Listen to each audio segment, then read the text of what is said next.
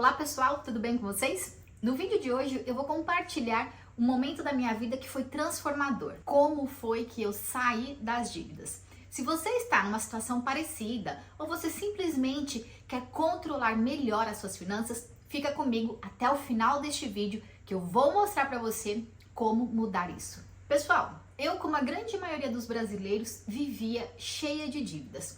Eu cresci ouvindo todas as pessoas ao meu redor falando o quanto elas tinham dívidas, como elas lidavam com aquilo, que elas precisavam utilizar cheque especial, que elas precisavam pedir empréstimos, que elas utilizavam o cartão de crédito com frequência. E isso foi desde a infância. Já na minha infância, eu ouvia as pessoas falando o quanto era difícil elas lidarem com as finanças, elas conseguirem pagar todas as contas em dia. E aí, quando eu cheguei na adolescência, eu ouvi as pessoas falando que utilizavam cartão de crédito, que utilizavam o limite da conta, que faziam empréstimos, e eu comecei a achar aquilo totalmente normal. Então, quando eu cheguei aos 18 anos, eu já meti o meu nome no Serasa. Aos 18 anos, eu me formei no ensino médio e eu tinha aquele sonho de fazer faculdade. Eu via todo mundo fazendo cursinhos pré-vestibular e eu achei que eu também precisava fazer aquilo. E a minha mãe não tinha a menor condição de pagar um cursinho pré-vestibular para mim. Mas nessa época eu já trabalhava. Então eu fui lá no cursinho pré-vestibular, me cadastrei, coloquei meu nome lá e comecei a fazer o curso. No entanto, passaram-se 2 semanas e eu não gostei do curso. E aí o que eu fiz? Eu já tinha pagado o primeiro mês, né? Fiz somente 2 semanas do curso, eles ficaram com 2 semanas do meu dinheiro. Eu falei, quer saber? Fica com o meu dinheiro para vocês e eu não vou mais fazer esse curso. Simplesmente parei de fazer o curso. Uns 2 meses depois, alguém lá do curso me ligou e falou assim, escuta, você tá com 2 mensalidades atrasadas. Eu olhei assim e falei, não tô não, porque eu nem tô fazendo o curso. Eu fiz somente 2 semanas, paguei 1 mês e parei de fazer. Tá tudo certo.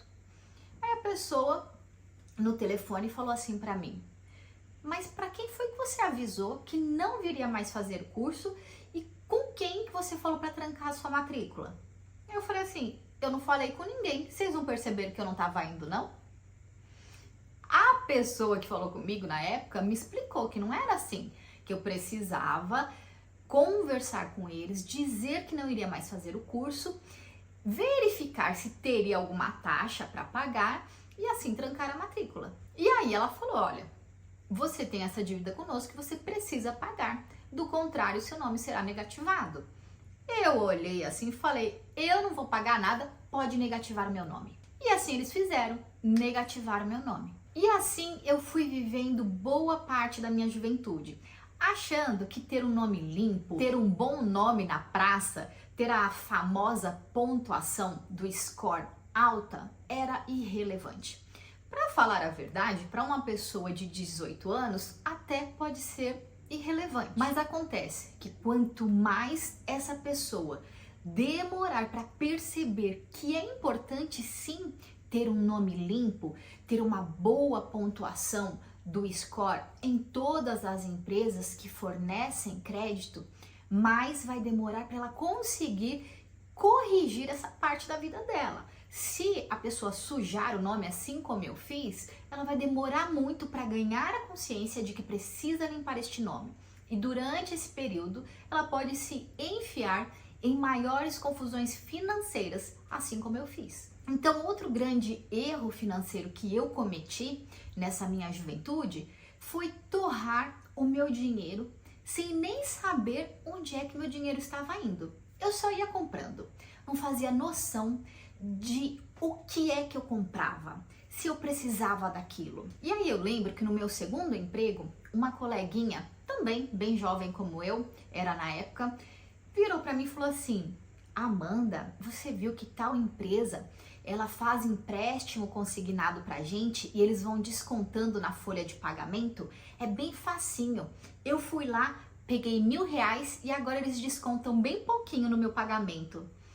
Eu olhei assim e falei, é mesmo? Que legal, eu também quero. Fui lá na tal empresa, Peguei um empréstimo, não sei qual foi o valor do empréstimo, não faço ideia de em quantas vezes eu parcelei, eu só lembro de eu indo lá pegar esse empréstimo e também não faço a mínima noção de com que eu gastei aquele dinheiro. Gente, eu não tinha a menor necessidade de pegar aquele empréstimo. Eu só peguei pelo fato de eu ter um grande montante de dinheiro nas minhas mãos e aquilo me deixou feliz, me deixou em êxtase. Falei, uau, um monte de dinheiro de uma única vez na minha mão para eu poder gastar com o que eu quiser? Pois assim eu fiz. Era um dinheiro fácil e rápido. Outro grande erro que aconteceu na minha vida financeira foi a utilização do cartão de crédito de maneira errada. Tudo eu queria comprar. Eu adorava comprar blusinhas, calças, bolsas, sapatos, tudo que é tipo de tranqueira que adolescente gosta, eu adorava e eu ia lá, comprava. E eu passava tudo no cartão de crédito e parcelava o máximo de vezes que podia ser parcelado. Porque eu achava que parcelando em várias vezes, a parcela ficaria tão pequenina que eu nem perceberia o pagamento delas. No entanto, fiz tantas parcelas no cartão de crédito que em um determinado momento aquelas parcelas se tornaram um monstro contra mim. Aqueles gastos que eu fui fazendo aos pouquinhos e parcelando em várias vezes, num determinado momento, se transformaram em uma fatura gigantesca e parcelada em várias vezes. Então, agora eu tinha uma enorme fatura a perder de vistas. Essas faturas, elas consumiam praticamente todo o meu salário. E assim eu fui vivendo toda a minha juventude, boa parte da minha vida eu fui vivendo desta maneira. Gente, e eu demorei muito para perceber o que estava acontecendo comigo. Mas, num determinado momento da minha vida, eu consegui enxergar. Aquelas dívidas corroíam todo o meu salário. Vários meses da minha vida eu trabalhava somente para pagar as dívidas que eu já havia feito. E isso foi me dando um desânimo tão grande que eu comecei a desgostar do meu trabalho. Porque eu achava que o motivo de eu estar vivendo tudo aquilo era o emprego que eu tinha que me pagava um pouco. E porque eles me pagavam pouco, eu não conseguia realizar as coisas que eu desejava. Então, eu comecei a procurar por empregos que me pagassem melhor. Empregos que iriam me valorizar de verdade e pagar o que eu realmente merecia. E assim eu fiz. Consegui mudar de emprego e aumentar a minha renda. Troquei de emprego a primeira vez, aumentou a renda, o dinheiro começou a sobrar e eu estava feliz novamente. Mas não demorou muito e eu comecei a fazer tudo novamente. Gastava demais porque a minha renda tinha aumentado, então eu podia gastar mais. Então eu gastava muito, parcelava em muitas vezes e num determinado momento fiquei novamente sem dinheiro porque os gastos que eu havia feito estavam consumindo todo o meu salário. O que eu fiz? Troquei de emprego novamente, porque aquele emprego já não estava pagando o que eu realmente merecia. E isso eu fiz umas 2 ou 3 vezes. E sempre eu voltava na mesma situação. Eu aumentava a minha renda, ficava feliz, começava a gastar mais e começava a consumir novamente todo o meu salário. Então, nesse momento da minha vida, que eu estava novamente desgostosa com tudo que estava acontecendo, eu estava novamente desgostosa com aquele emprego, eu estava novamente cheia de dívidas, eu parei para analisar o que estava acontecendo. E o que realmente fez diferença para mim foi entender que as dívidas, elas não se resolvem somente com dinheiro. Não adianta a gente ganhar mais, porque a gente vai fazer mais dívidas. A gente precisa mudar o nosso comportamento e os hábitos que a gente tem ao utilizar o dinheiro. Naquele momento, eu percebi que se eu continuasse com os mesmos hábitos, mesmo que eu conseguisse aumentar a minha renda, eu continuaria com as dívidas. É como tentar encher um balde furado. Se a gente não tampar o furo, vai sempre faltar água. E aí foi nesse momento que eu percebi que eu teria que ser uma verdadeira gerente na minha vida financeira. Comecei listando todas as minhas dívidas. o valor que cada dívida estava naquele momento e, caso as dívidas estivessem em atraso, qual os juros que eu estava pagando. Com todas as minhas dívidas no papel, todas as dívidas mesmo, pessoal, não são somente aquelas dívidas que está deixando o nosso nome sujo, sabe? Aquelas dívidas que a gente não está conseguindo pagar. Não, são todas as dívidas. Lembra que eu falei para vocês que eu parcelava as minhas compras a perder de vistas? Pois é, isso é uma dívida que consome todo o nosso dinheiro. Então você precisa também colocar essas dívidas no papel, porque ela também está te deixando sem dinheiro. Nessa época que eu resolvi colocar tudo em ordem, eu não tinha dívidas que estavam deixando o meu nome negativado, mas eu tinha muitas dívidas com cartão de crédito. Isso consumia o meu salário vários meses à frente e impedia que eu conseguisse fazer outras realizações na minha vida. Eu sempre gostei muito de viajar e eu até conseguia viajar. Por quê? Eu esperava dar uma folguinha lá na fatura do cartão de crédito e colocava uma viagem. Eu ia pagando a viagem, ia para a viagem, só que chegava na viagem e eu não tinha dinheiro para curtir as coisas que tinham lá. Então eu tinha que ficar curtindo tudo o que fosse gratuito ou que fosse de mais barato. Eu lembro que eu sempre ia nos restaurantes mais baratos, nas lanchonetes mais baratas. Inclusive já comi em lugares que até a comida tinha a qualidade bem duvidosa. Então isso daí também dá um certo desagrado na nossa vida, ficar vivendo sempre assim, sempre tendo que contar a moedinha, sempre vivendo no sufoco. Sabe aquela famosa frase perrengue chique? Meu marido usava muito ela e hoje eu falo assim, Deus que me livre, perrengue chique. Às vezes a gente acha que isso daí é algo muito bacana, mas não é. A gente ter que ir numa viagem e ir no pior lugar que tem para comer, isso não é perrengue chique, isso é um perrengue de verdade. Então você precisa colocar como dívida as suas parcelas do cartão de crédito, mesmo que elas estejam em dia. Colocou as parcelas do cartão de crédito, coloque as dívidas que você não está conseguindo pagar. E aí você coloca por ordem da dívida mais crítica. O que é uma dívida crítica? É aquela que os juros vai aumentando exponencialmente todos os meses. Por exemplo, o cartão de crédito, quando a gente não consegue pagar a fatura dele, a taxa de juros é altíssima. Outro exemplo, o limite da conta corrente. Esse ainda é um grande problema. Você utilizou o limite da conta, assim que o seu salário cai, o banco pega todo o teu salário. E aí o que você precisa fazer? Usar novamente o limite da conta. E assim você vai pagando juros super alto todos os meses. Então coloca esta ordem. Quais são as dívidas mais críticas que você tem, que você precisa quitar primeiro? Colocou as dívidas em ordem, qual você precisa quitar primeiro, qual tá te tirando mais dinheiro, tá te cobrando mais juros, você vai começar as negociações. Entre em contato com o banco, entre em contato com os credores e fala, olha, eu tô com tal dívida, preciso negociar, você consegue tirar os juros para mim? Eu tenho dinheiro aqui para pagar uma parcela de tal valor ou para pagar à vista. Se a negociação estiver muito difícil, pessoal, e isso, eu já passei por isso, do banco não querer reduzir os juros. O que acontece? Cartão de crédito. Enquanto a gente estiver pagando o mínimo, a operadora não vai negociar, porque ele está lucrando pra caramba em cima da gente. Pagamento do cheque especial. O banco não vai negociar nunca. Todo mês você utiliza o cheque especial e ele consegue arrancar um belo de juros em cima de você, ele não vai negociar. Quando é que essas instituições vão negociar? Quando você não tiver dinheiro no banco deles.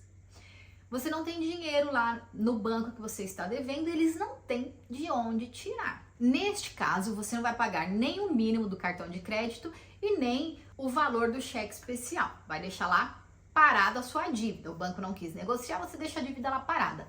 Saiba que isso acontece algumas coisas não muito legais, como a negativação do seu nome, de repente eles abrirem um processo contra você.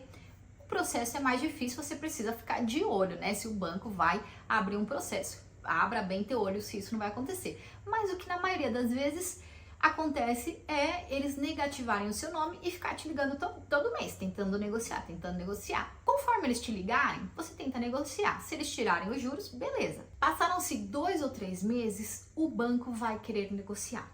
Porque o banco, ele é uma instituição financeira e ele precisa daqueles recursos. Se ele tiver muito cliente que pegou o dinheiro com eles e não devolveu, eles também começam a entrar em uma situação ruim. O dinheiro começa a faltar no caixa. Então, eles não podem manter clientes que não pagam eles por muito tempo. Eles podem sim manter clientes que pagam o mínimo, porque o cliente está pagando e com uma taxa de juros super alta. Agora, o cliente que não está pagando nada, isso não é viável para o banco. Passaram-se 2 ou 3 meses que você não paga nada para o banco, você precisa guardar o dinheiro, não vai torrar com outra coisa. Ah, eu não vou pagar mais, não quero saber dessa dívida, daqui a 5 anos caduca. Não faça isso. Lembre-se que você está colocando a sua vida financeira em ordem. Então, guarda o dinheiro para você conseguir negociar. Passou 2 ou 3 meses, liga lá para o banco. Olha, eu tô com uma dívida aí, ela tá no valor tal, mas o valor inicial dela era R$1.000 e agora vocês estão me cobrando R$10.000. Será que a gente não consegue negociar? Eu tenho o valor à vista para pagar para vocês. Na grande maioria das vezes, o banco vai negociar. Então, você precisa ir conversando e encontrar a melhor negociação para você. Então, conseguiu quitar as suas dívidas que você está pagando juros, que deixou o seu nome negativado, você vai para a parte de pagar as dívidas que não tem juros. No meu caso, era o cartão de crédito que eu parcelava a perder de vista. E isso consumia todo o meu salário.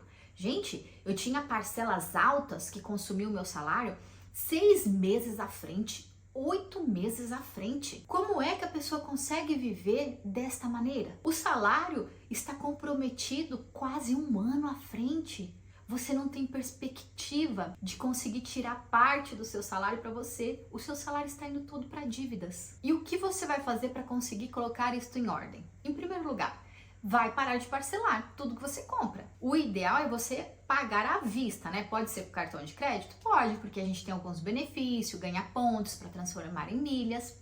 Pode ser com cartão de crédito, mas tente pagar em uma única vez. Ah, a situação está muito apertada, eu não consigo pagar em uma única vez.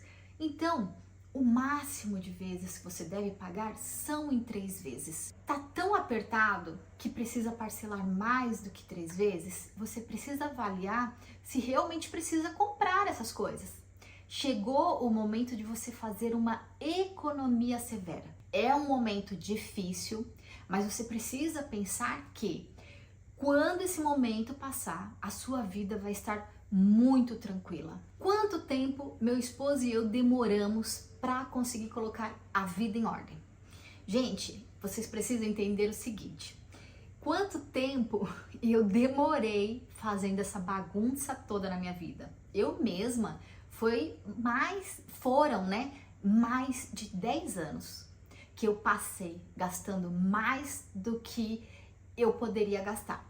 Então, não vai ser da noite pro dia que a gente vai colocar nossa vida financeira em ordem. Meu esposo e eu, a gente demorou mais ou menos 1 ano para conseguir liquidar todas as dívidas e ter tranquilidade. Assim, a gente não parou totalmente, porque 1 ano realmente é muito tempo para você não passear, para você não comer num restaurantezinho. Mas assim, tinha meses que a gente nem ia. A gente ia passear na casa dos parentes, a gente se juntava com os parentes, fazia o próprio lanche. E assim a gente foi vivendo durante 1 ano. Depois de 1 ano, a gente tava, sabe, naquela marolinha, o dinheiro começou a sobrar, não tinha dívidas longas com cartão de crédito. Para você conseguir passar por esse momento, que vai ser um momento difícil, você vai se questionar se isso vale a pena. Ah, imagina, para que eu quero dinheiro sobrando? Parcela tudo mesmo e bora viver. Você precisa ter o seu porquê bem claro na tua mente para você conseguir passar por este momento. Porque depois que você passar e você olhar a sua vida financeira e tá tudo em ordem, você não tem dívidas, você tem dinheiro sobrando, você consegue realizar os seus sonhos com tranquilidade. Depois que a gente coloca a vida financeira em ordem, que a gente não tem dívidas com cartão de crédito, a gente consegue muitas realizações na nossa vida. E a gente vai fazendo isso com tranquilidade, sabe? Colocou a vida financeira em ordem. Para você não voltar ao endividamento, você precisa criar uma reserva de emergência. E o que é a reserva de emergência? É um dinheiro que você guarda para momentos de emergência. Porque o que a maioria das pessoas fazem?